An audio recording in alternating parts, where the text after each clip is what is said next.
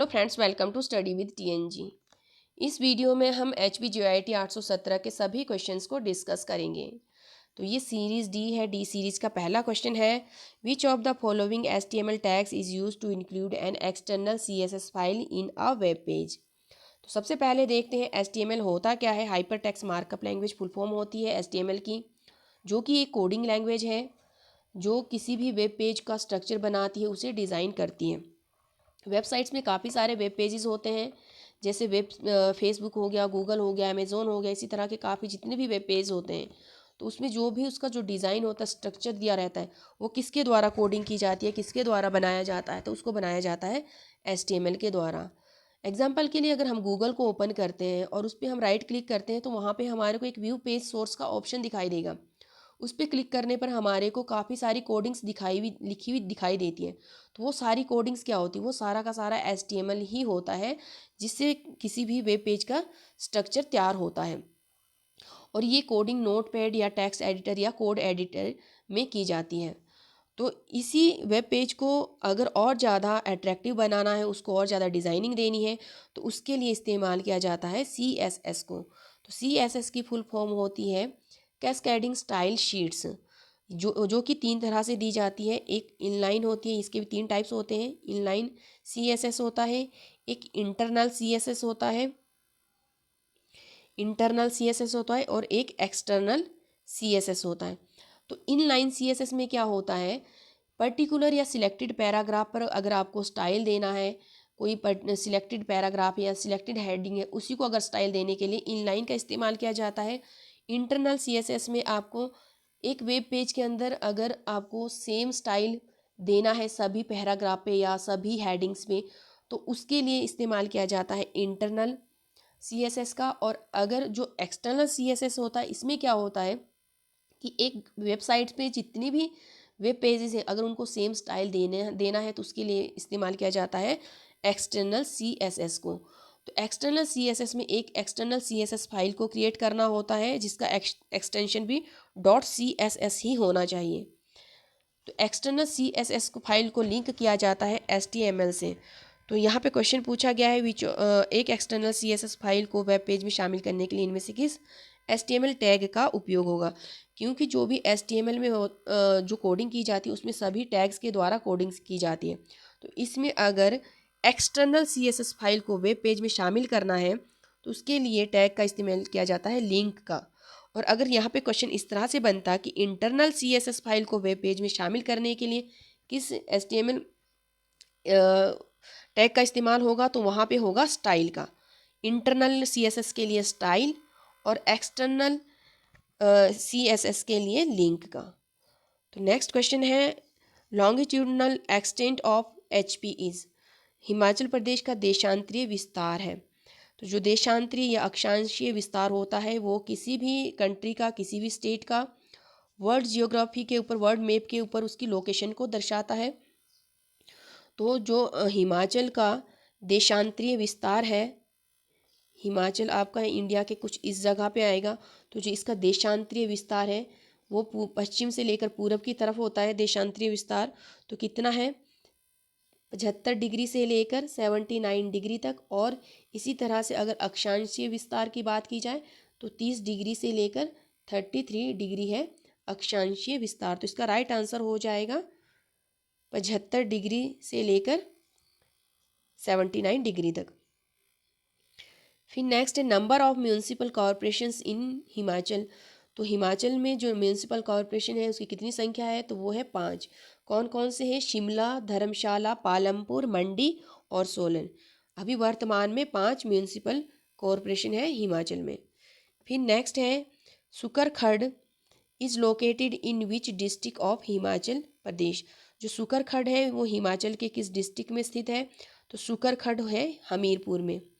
इसके अलावा हमीरपुर में मुंडखर खड हो गया, सीर खड हो गया, मान खड हो गया, कुन्हा खड हो गया, बेकर खड हो गया, ये सारे कहाँ पर है, हमीरपुर डिस्ट्रिक्ट में। इसके अलावा जो मेजर रिवर है ये हमीरपुर की, वो है ब्यास नदी, जो कि हमीरपुर और कांगड़ा की सीमा को बनाते हैं। फिर नेक्स्ट है, Siul is tributary of which river of Himachal प्रदेश।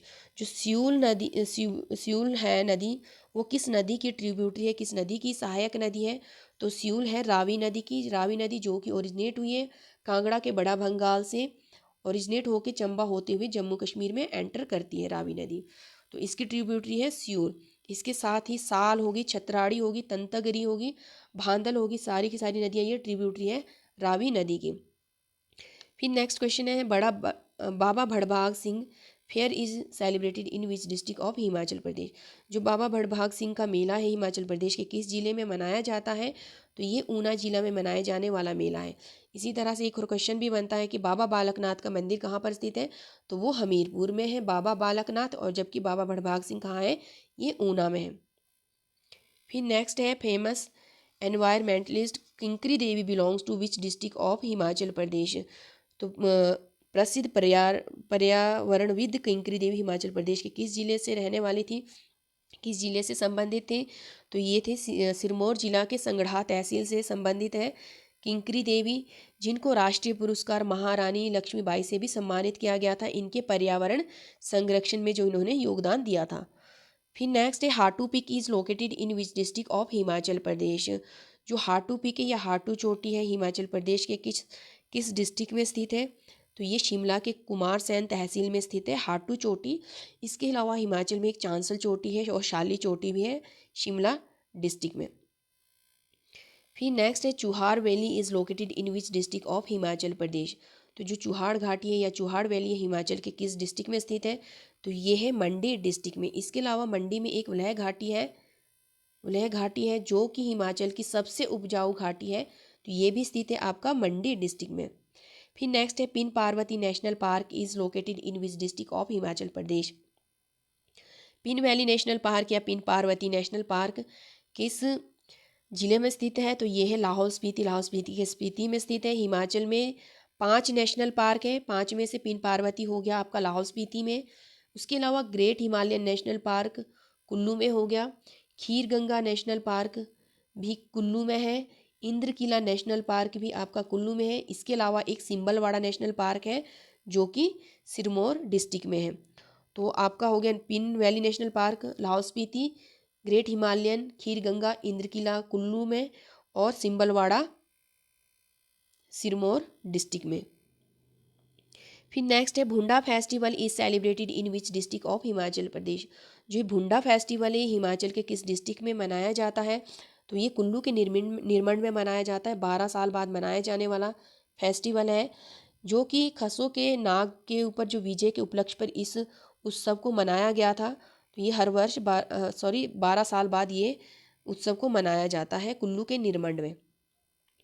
फिर नेक्स्ट है Chamba dominion was founded in which year. जो चंबा रियासत है उसको कब स्थापित किया गया था? तो चंबा रियासत को स्थापित किया गया था 550 ईस्वी में। अयोध्या से आए राजा मारू के द्वारा स्थापना की गई थी चंबा की, और इन्होंने अपनी राजधानी को बनाया था ब्रह्मपुर, जिसको आज के टाइम में भरमौर कहा जाता है। फिर नेक्स्ट है Suket princely state was founded by. तो जो सुकेत रियासत है, मंडी का पुराना नाम सुकेत है, तो सुकेत रियासत की स्थापना किसके द्वारा की गई थी? तो सुकेत रियासत की स्थापना की गई थी बीरसेन के द्वारा। बीरसेन के द्वारा स्थापना की गई थी 765 ईस्वी में। कनिंघम के अनुसार जो बीरसेन है ये बंगाल के जो सेन वंश से संबंधित थे Birsen. The old name of Jubbal was. Jubbal का पुराना नाम क्या था? जुब्बल जो कि आज के टाइम में शिमला डिस्ट्रिक्ट में स्थित है, पुराना नाम था देवरा। पहले प्राचीन समय में जुब्बल को देवरा के नाम से पुकारा जाता था। इसी तरह से कीरग्राम था पुराना नाम बैजनाथ का, और जो कि कांगड़ा में है। बनेड़ जो कि सुंदरनगर मंडी में है, सुंदरनगर को बनेड़ कहा जाता था। हिंडूर नालागढ़ को कहा जाता था हिंडूर। फिर नेक्स्ट है हिमाचल प्रदेश की पोंग बिजली परियोजना की कार्यकारी इकाई कौन सी है? तो जो Pong hydro electric power project है इसको किसके द्वारा बनाया गया है? तो इसको बनाया गया है BBMB के द्वारा, भाखड़ा ब्यास मैनेजमेंट बोर्ड के द्वारा, और इसकी जो उत्पादन क्षमता है वो है 396 मेगावाट, जो कि ब्यास नदी पे बना है। फिर नेक्स्ट है eternal University is located in which place in Himachal Pradesh. तो जो एटर्नल यूनिवर्सिटी है ये हिमाचल के किस जगह पर स्थित है? तो ये हिमाचल के सिरमौर डिस्ट्रिक्ट के बड़ू साहिब में स्थित है एटर्नल यूनिवर्सिटी। ये बड़ू साहिब हो जाएगा BARU, बड़ू साहिब में स्थित है एटर्नल यूनिवर्सिटी। फिर नेक्स्ट है द फर्स्ट बुद्धिस्ट काउंसिल मेटेड। तो जो पहली बौद्ध समिति हुई थी वो कहाँ पर हुई थी? कुल 4 बौद्ध समितियाँ हुई है। पहली हुई थी राजगृह में 483 BC में हुई थी, अजात शत्रु के टाइम में।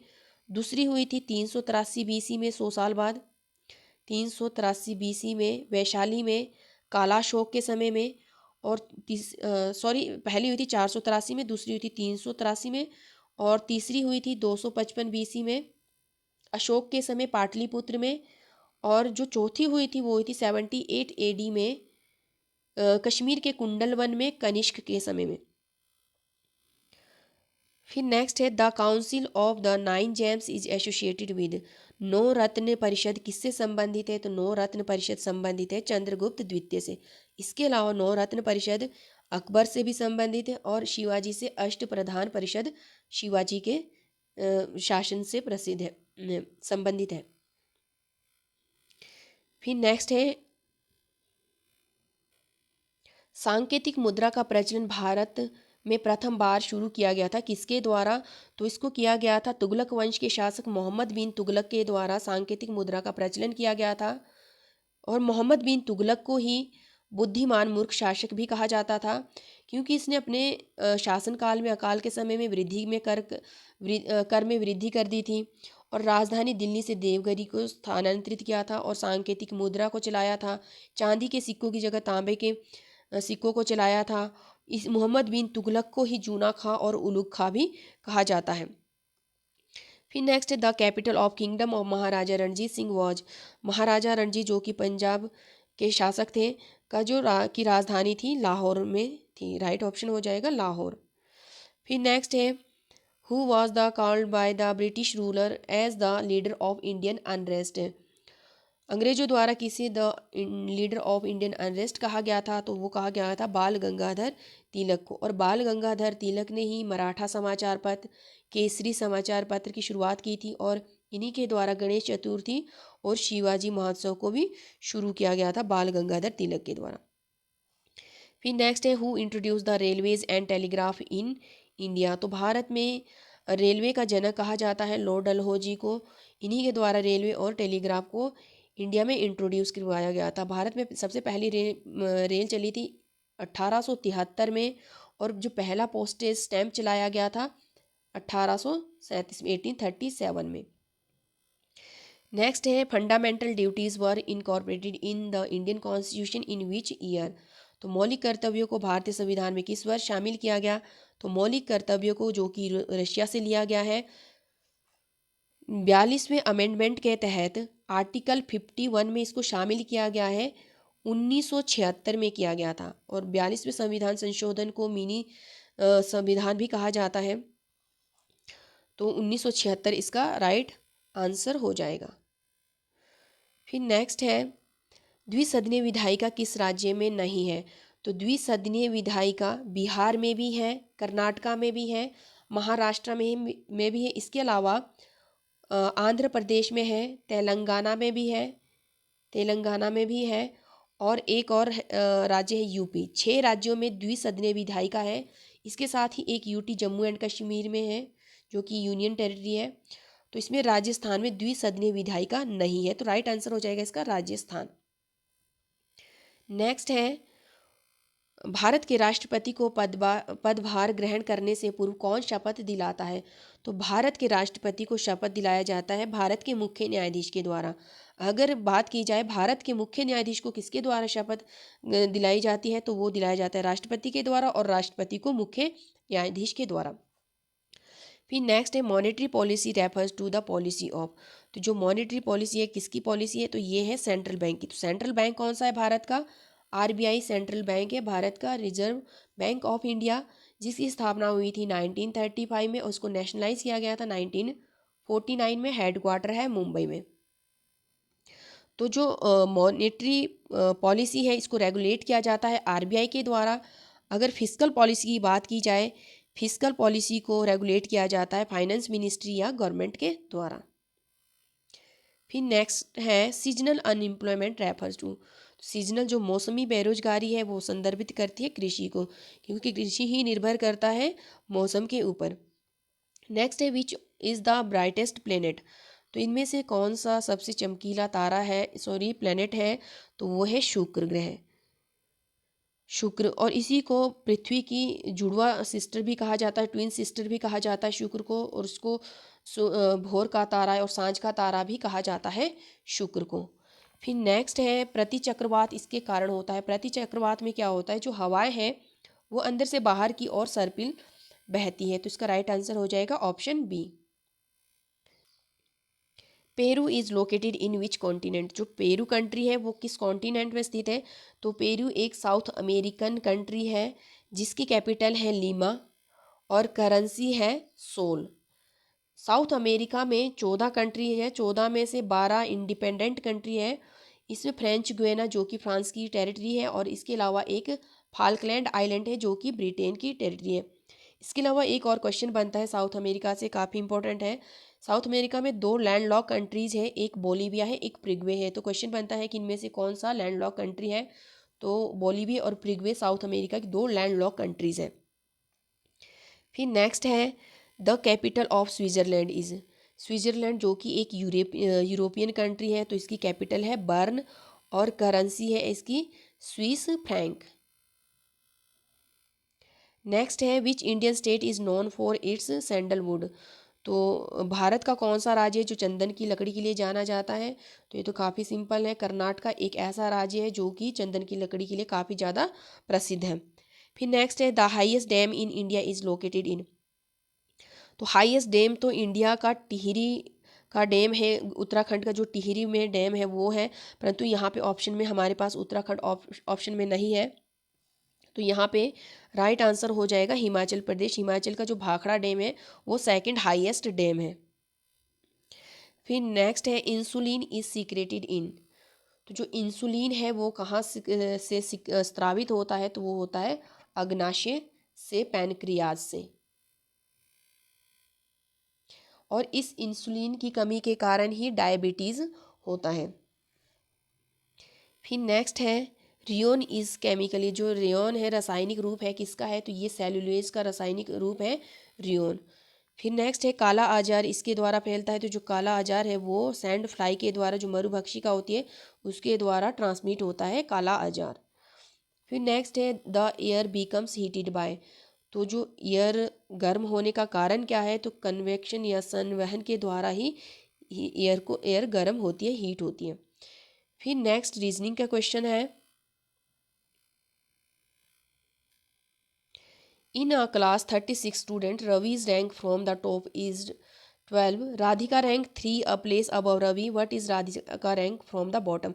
इसमें कहा गया है टोटल स्टूडेंट है 36, इसमें कहा गया है जो रवि की रैंक है टॉप से 12वें नंबर की है, और जो राधिका है राधिका की रैंक है 3 प्लेस अबव रवि, तो रवि से 3 प्लेस अबव कितना हो गया, तो ये 9, मतलब इसकी ये 9 नाइन्थ पोजीशन पे है, टॉप से 9th पे है कौन, राधिका, इससे 3 प्लेस ऊपर होगी 9 पे कौन, राधिका।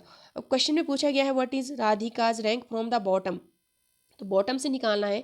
टोटल जब हमारे पास दिया है 36 टोटल हो गया, टॉप से तो हमारे को पता है कि 9th रैंक है राधिका की, बॉटम से निकालने के लिए क्या करेंगे, टोटल से टॉप वाली जो रैंक है उसको हम माइनस करेंगे और +1 कर देंगे, तो ये हो जाएगा हमारे पास 27 + 1, तो इसकी रैंक हो जाएगी 28, बॉटम से होगी इसकी रैंक 28, तो राइट आंसर हो जाएगा इसका 28। फिर नेक्स्ट क्वेश्चन है a man pointing to a lady says her brother is the father of my only son's sister, तो यहाँ पे क्या होता है, इस कंडीशन में सबसे पहले अपने आप को फिट करना है, तो यहाँ पे करना है अपने मी को बिठा देना है। इसने बोला her brother is father of my only sons, me my को लेंगे, मी कर दिया यहाँ पे only sons, my only son, मेरा एक बेटा है, सिर्फ सन के लिए हम प्लस का साइन लेंगे, मतलब जो भी चिल्ड्रन होते हैं हम उसको नीचे लेते हैं, जो पेरेंट्स होते हैं उसको ऊपर लेते हैं, तो यहाँ पे कहा है is the father of my son, तो सन का फादर है तो मतलब मेरा वो हस्बैंड हुआ, तो हस्बैंड के लिए क्या करते हैं उसको डबल लाइन में शो करते हैं, तो ये और मेल के लिए प्लस से डिनोट करते हैं। तो हर ब्रदर इज़, अब इसका ब्रदर है यहाँ पे माइनस, तो यहाँ पे हो गया इसका ब्रदर है मेरे बेटे का, मेरा इकलौता बेटा है उसका फादर। तो मतलब अब क्या रिलेशन हुआ, how is that lady related to the man. तो इस मैन की जो ये लेडी है ये क्या क्या लगी, इसकी मतलब क्या रिलेशन हुआ, तो इसकी तो बहन हुई है। तो यहाँ पे क्या हो जाएगा, राइट आंसर इसका सिस्टर। तो ये हो जाएगा ऑप्शन बी। फिर नेक्स्ट है Rohit walk 25 metre toward south, ये 20 मीटर साउथ की तरफ चल रहा है। फिर क्या करता है, then he turn to his left, फिर लेफ्ट को टर्न होगा, कितना मीटर चलेगा, 20 मीटर चलेगा फिर लेफ्ट, और फिर then he then turn to his left and walk 20, दोबारा से ये लेफ्ट टर्न किया, 25 मीटर दोबारा से चल रहा है। He again turn to his right and walk 15 metre, अब ये राइट चलेगा 15 मीटर, और 15 मीटर चला। 8 what distance is the from the starting point and in which direction, बिल्कुल सिंपल है। तो यहाँ पे हमारे पास 20 मीटर का डिस्टेंस था, तो यहाँ पे भी 20 आ गया, तो 20 और प्लस हो गया आपका 15, तो कितना हो गया 35 मीटर। और कौन सी डायरेक्शन में, स्टार्टिंग पॉइंट से, तो ईस्ट में, तो ये हो जाएगा 35 मीटर ईस्ट। तो राइट ऑप्शन हो जाएगा इसका ऑप्शन ए। फिर नेक्स्ट है रियोन इज केमिकली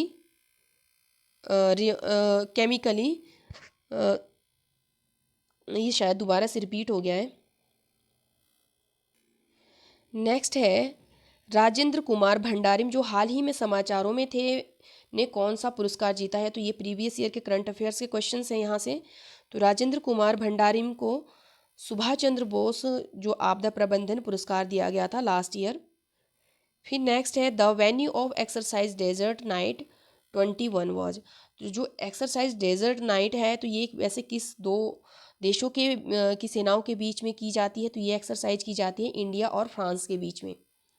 इंडिया और फ्रांस के बीच में की जाने वाली एक्सरसाइज है, जो कि लास्ट ईयर 2001 में 2021 में राजस्थान के जोधपुर में इस एक्सरसाइज को किया गया था। नाइट 21 में 2021 में जोधपुर में किया गया था। इंडिया और फ्रांस के बीच की जाने वाली एक्सरसाइज है। नेक्स्ट है Shagun is a flagship scheme of which Indian state, ये भी करंट अफेयर्स के ही क्वेश्चन है सारे। तो जो ये शगुन फ्लैगशिप स्कीम थी, तो प्रीवियस ईयर ही पंजाब सरकार के द्वारा चलाई गई थी। लो इनकम फैमिलीज़ की लड़कियों के शादी में जो गवर्नमेंट के द्वारा ऐड दी जाती थी इस स्कीम के द्वारा। फिर नेक्स्ट है एंटोनिम ऑफ ब्लीस, तो जो ब्लीस का मतलब होता है हैप्पीनेस होता है, तो इसका जो एंटोनिम हो जाएगा वो हो जाएगा सोरो। इसके अलावा जो एंग्विश होता है, एंग्विश का भी आपका क्या होता है, एक इसका भी एक मानसिक, एक मेंटली सफ़र करना, उसको एंग्विश कहा जाता है। एगोनी का मतलब भी होता है एक मेंटली स्टेट में अगर आपको कोई दुख हो रहा है, सफरिंग होता है, किसी चीज़ को आप बेयर कर रहे हो, तो इसका जो ब्लीस का है वो हो जाएगा एग्जैक्ट इसका सोरो आ जाएगा एंटोनिम। फिर नेक्स्ट है one word substitution for a person who readily believes others, तो एक ऐसा पर्सन जो एकदम से बिना किसी सबूत के किसी पे विश्वास कर लेना जल्दबाजी में, उसको कहा जाता है ग्रेजुलस। He has been recently discharge, तो यहाँ पे आ जाएगा from discharge the army. Next है meaning of the idiom a red letter day, तो जो रेड लेटर डे है इसका क्या मतलब होता है, तो इसको एक काफ़ी जो हैप्पी मोमेंट या इम्पोर्टेंट डे होता है, तो उसको कहा जाता है अ रेड लेटर डे। फिर नेक्स्ट है चयन का संधि विच्छेद करना है, तो चयन का संधि विच्छेद हो जाएगा चे जमा अन। फिर देशभक्ति में समास है, तो देशभक्ति में द्वंद्व तो नहीं होगा, द्वंद्व में दोनों समान होते हैं, जैसे माता पिता हो गया। बहुब्रीहि में जिसमें तीसरा ही पद प्रधान होता है, जिसमें कोई तीसरा ही कोई तीसरा ही शब्द निकल के आता है। अवयवी भाव में प्रथम शब्द प्रधान होता है या अवयव भाव होता है, तो इसका हो जाएगा देशभक्ति में देश के लिए भक्ति, तो तत्पुरुष इसका राइट आंसर हो जाएगा। फिर है थकान में प्रत्यय, उपसर्ग और प्रत्यय में प्रत्यय जो लास्ट वाला होता है, जब संधि विच्छेद करें थक जमा आन होगा, तो इसका हो जाएगा प्रत्यय आन। फिर रजनी है, रजनी का पर्यायवाची होता है, रजनी का मतलब होता है रात या रात्रि, तो रजनी। और यामिनी का मतलब ही होता है रात या रात्रि। तो इसका रजनी का हो जाएगा यामिनी। तो ये कुछ क्वेश्चंस थे, बाकी के जो इतने भी क्वेश्चंस हैं मैं उसको अगली वीडियो में कवर करूँगी। अगर आपको मेरी वीडियो हेल्पफुल लगी हो तो प्लीज़ वीडियो को लाइक और शेयर करें और चैनल को सब्सक्राइब करना ना भूलें। Thanks for watching.